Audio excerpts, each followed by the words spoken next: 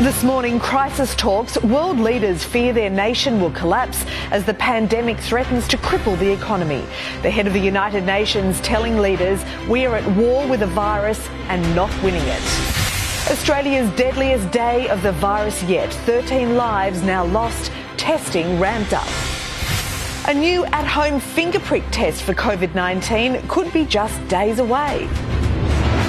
Live from our Sydney headquarters, this is 7 News.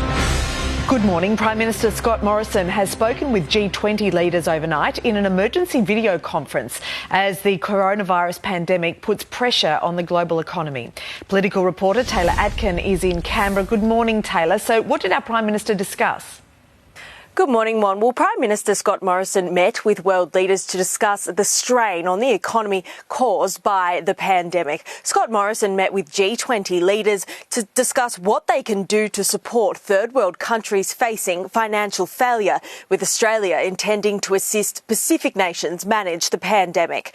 Already, 80 countries have asked for assistance from the International Monetary Fund in an attempt to manage the economic shock triggered by the pandemic. It comes as the Morrison government works on a possible third round of economic measures that would see affected businesses effectively placed into hibernation until the crisis is over. The scheme would see them not have to pay taxes, rent and debt for over several months so that they can resume trading once this is all over without substantial losses that would see them lay off staff or even close for good. The National Cabinet, comprising of state leaders and the Prime Minister, is expected to meet later this morning, where wider state-based lockdowns are expected to be discussed. Monique. Thank you, Taylor. New South Wales and Victoria could be thrown into lockdown within days as both premiers consider tough measures to contain coronavirus. Gladys Berejiklian and Daniel Andrews are ready to move ahead of the Commonwealth if necessary. The National Cabinet is preparing to meet again today, with discussion likely on allowing states to enforce their own lockdowns in coronavirus hotspots. In Sydney, it's the eastern suburbs, Waverley, recording 105 coronavirus cases. There are now tough border control measures at Sydney Airport, with every international passenger now thoroughly checked for signs of COVID-19. The decision comes after disturbing video showing a shocking breach of social distancing. Passengers will now have their temperature taken and be checked for symptoms, many arguing the measures should have started much sooner. A cruise ship passenger has become the 13th person in Australia to die from coronavirus. The man in his 70s was in isolation in a Perth hospital after testing positive to COVID-19. It's the second death in WA from the virus and the fourth in Australia in just 24 hours. Victoria recorded its first coronavirus death, 3 men in their 70s. A 5-star hotel in Sydney CBD is now accommodating more than 200 quarantined cruise ship passengers, to the disbelief of staff, guests and permanent residents. Passengers from the Norwegian Jewel were forced to charter a Qantas jet from Hawaii after their ship was refused entry to various ports. They're now in lockdown at the Swiss hotel. We were not considered. We also have a lot of elderly residents in this building, and I am just shocked and appalled that we were not consulted. While in Western Australia, the Artania cruise ship has docked in Fremantle overnight due to a medical incident on board. It's understood a male passenger had a heart attack and was taken off the ship to hospital. At least 7 other passengers have coronavirus. They are staying on board. The state's premier earlier called on the Navy to help get the ship, which has no Australians on board, to leave our waters. A woman who breached quarantine laws after returning from Bali is one of 5 people in New South Wales who have been handed infringement notices. Police now have the power to hand out fines of $1,000 to individuals or $5,000 to businesses that breach orders. The 65-year-old woman was told to quarantine for 14 days, but she left her home and was issued with a $1,000 fine. The owner of a massage parlour in Sydney has been fined $5,000 for continuing to operate despite the lockdowns. Well, after weeks of debate, every school in Queensland will have to go student-free from Monday. Parents who need to be at work can still drop their children at school, but classes will be significantly scaled back.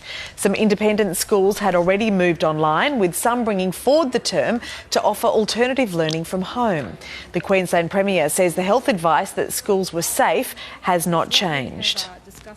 Millions of cutting-edge coronavirus test kits will be rolled out in Australia next week. They should help many essential workers get back on the job much faster. The tests, which show if someone has had the virus and become immune, could also slash time in self-isolation. A finger prick is all it takes, just like a diabetes blood sugar level check. Only this test tells you within 15 minutes if you've had COVID-19 and whether you might have developed immunity. This is particularly going to be important for the healthcare workers and aged care workers. At least 1 million rapid test kits will be rolled out in Australia from next week. Essential workers given priority to get them back on the front line sooner. The other thing that's going to be important with the antibody test is to be able to work out how many people have had the disease asymptomatically. That is, without showing any symptoms. Britons will soon be able to buy the tests in shops and online. Once publicly available here, anyone required to self-isolate could benefit from these tests. A positive result for coronavirus antibodies, potentially slashing your time in quarantine from 14 to just 5 days. And another innovation, South Australian researchers working on medical drones that can monitor temperature, heart rate, even coughing and sneezing in crowds of people. We'd also be looking for gestures that are associated with coughing and other sort of respiratory distress. The flying robots able to observe any place where people congregate, a spy in the sky in the war on disease. Alex Hart, 7 News. America's jobless rate has soared, with 3.3 million people applying for unemployment benefits in just 1 week. Yesterday, the Senate passed a $2 trillion stimulus package attempting to blunt economic damage from the spread of the virus. Donald Trump is assuring Americans they will have a cheque in the mail within weeks. It comes as the number of confirmed cases in the US nudges 70,000. The number of deaths has surpassed 1,000. UK health bosses say that hospitals could be overwhelmed in the coming days, with some areas reporting 50% of their medical staff are off sick with virus symptoms. Police across the UK have now been given the power to use reasonable force against people flouting lockdown laws. Infection rates in Italy are slowing, but it's spreading south. It comes as Spain's death toll surpasses China's, with more than 3,400 people losing their battle with the virus.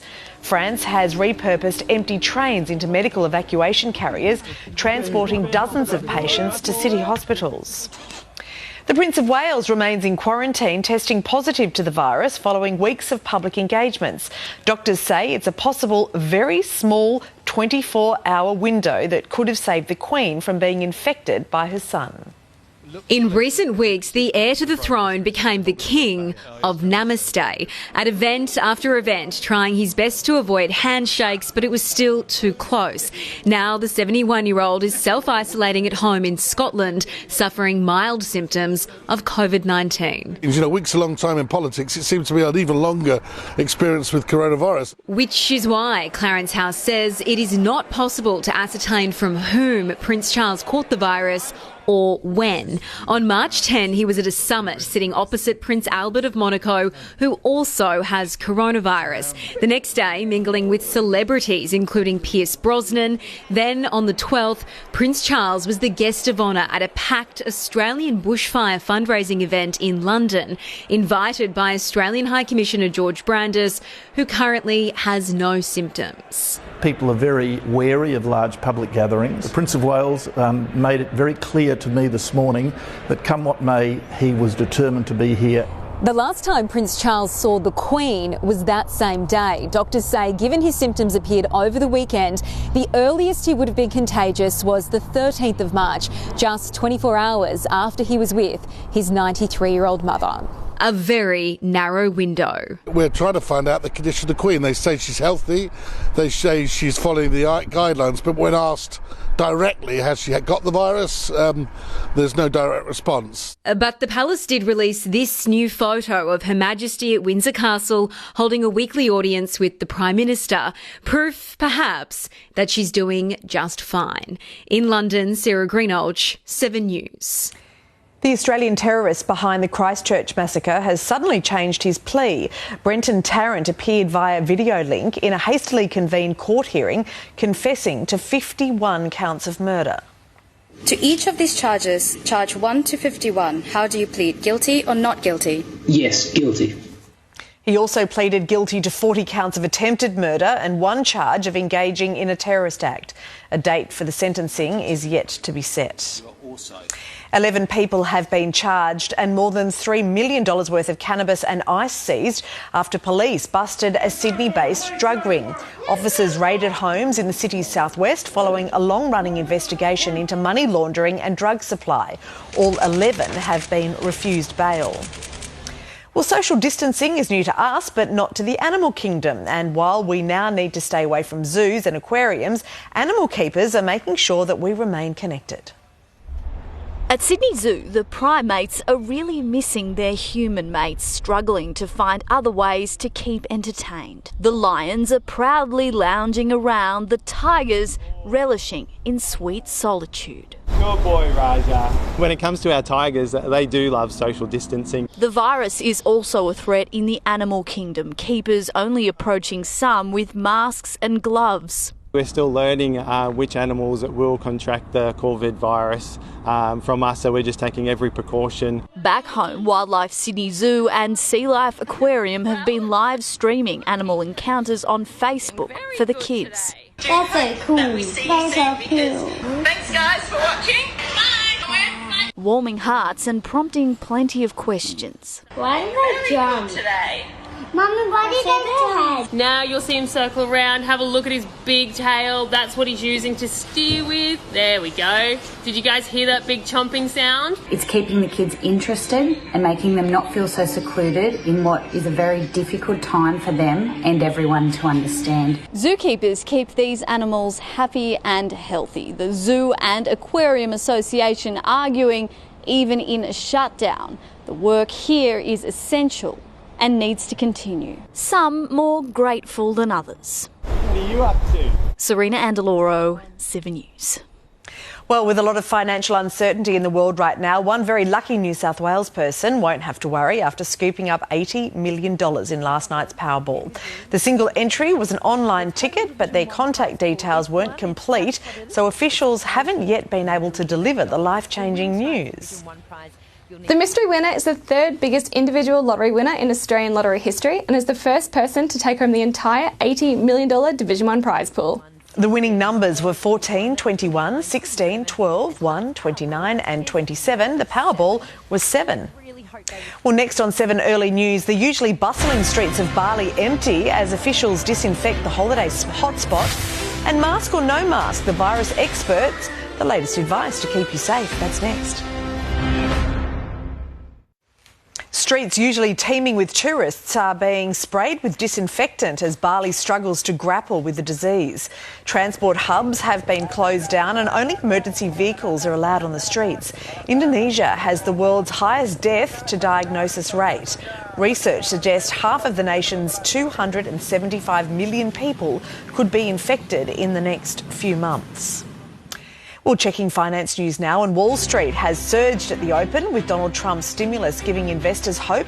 The Dow Jones is trading higher. The Nasdaq is also gaining. In London, the FT 100 is up 128 points, and Germany's DAX gained 127. Closer to home, Japan's Nikkei closed down 882 points. Hong Kong's Hang Seng fell by 175. The All Ords rallied to lift 129 points, and the ASX 200 gained 115. On the commodities market, gold is trading at $1,629 an ounce. Oil is at $23 a barrel. The Aussie dollar is buying 60.5 US cents, just over 66 Japanese yen, and $1.02 New Zealand. Well, you don't have to look far to find an endless supply of advice on how to keep yourself safe from coronavirus. But not all the tips that you may be getting are backed by science, as Seven's Melissa Doyle explains. Well, there's no denying for many it is a scary time, and there is plenty of false information floating around. So see if any of these tips sound familiar. Myth number 1, the coronavirus will go away as the seasons change. That is false. As the weather warms up or cools down, your internal body temperature stays the same, meaning the virus still survives inside you no matter what is happening on the outside. Myth number 2, hot air from hair dryers can kill the virus. Also false. The best way to protect yourself is to wash your hands with soap and water or hand sanitizer. Make sure you scrub thoroughly for at least 20 seconds. And if you're unsure, sing Happy Birthday twice as a guide. Myth number 3, COVID-19 is less deadly than the flu. This one is a little more complicated. Now, the mortality rate of the seasonal flu is 0.1% in the developed world. That means for every 1,000 people that catch it, 1 will die. Well, the figure for COVID-19 is still being researched, but initial studies have found it to be much higher, between 1 and 2.5%, meaning out of 1,000 people, between 10 and 25 will die. And finally, you should wear a surgical mask to stop yourself from catching the virus. This is also false. The World Health Organization recommends only wearing a surgical mask if you are already sick or if you're taking care of someone who is. There are many ways to keep yourself safe, but above all else, practice strict social distancing. And together, we can flatten the curve. Next on 7 Early News, the racing industry is breathing easier after 2 of its biggest names were given the all clear of COVID-19. And the NRL stars asked to give a huge pay sacrifice to keep the game going during its suspension. The Gold Coast Suns have angrily hit back at suggestions that the club should be the first to go if the AFL decides to cut clubs in the wake of the league's suspension. No one in this world who has an eye to economics would talk about reducing the market where there are 13 million people, 13 million Australians in New South Wales and Queensland. Why would you walk away from that? Geelong's executives have vowed to take pay cuts of up to 40% after 100 staff was stood down. Nearly every assistant coach across the league is also out of a job. NRL players will be asked to take a pay cut of up to 87% if the 2020 season is cancelled due to the coronavirus pandemic. Everyone's cooperating greatly in the NRL family, and that's how it's got to be. You know, we've got to get through this together, and we can't fight amongst ourselves. Players may potentially only receive 1 more payment if the game doesn't return this season. The Dragons' Tyson Frizzell is set to join Newcastle from next year. The Blues and Kangaroos back rower has agreed to a 3-year, $2.1 million deal with the Knights. Australian coach Justin Langer is urging his players to find a silver lining in the sporting shutdown. It's been a busy schedule for the squad, who have been playing in the game mode since last year's tour of the UK. And Langer admits his players were physically and mentally exhausted. It gives them a really good opportunity to recharge. And we're obviously looking at scenarios moving forward to make sure we'll be ready for whatever comes up. Players have 6 weeks off before a tour of Bangladesh in June, which has not yet been postponed or called off. The racing industry is breathing a huge sigh of relief after star jockeys Hugh Bowman and Tommy Berry returned negative tests for COVID-19.